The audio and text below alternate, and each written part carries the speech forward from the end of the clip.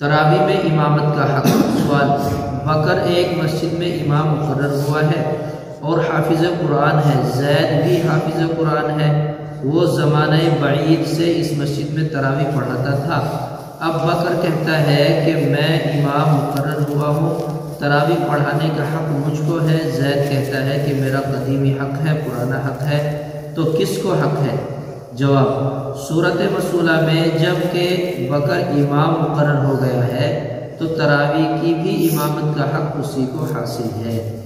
تراویح کے لیے حافظ کا تقرر: جس طرح 5 وقتہ نمازوں کے لیے امام مقرر کرنا جائز ہے، کیا اسی طرح تراویح کے لیے بھی حافظ مقرر کر سکتے ہیں؟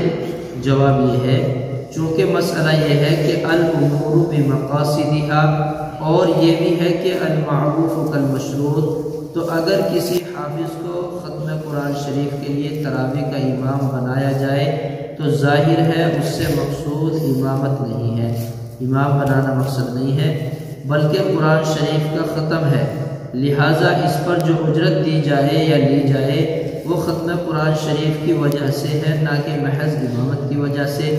تو حسب قاعدہ لا یجوز اخذ الاجرت علی قراءۃ القرآن، تراویح میں ختم قرآن پر اجرت لینا اور دینا جائز نہ ہوگا۔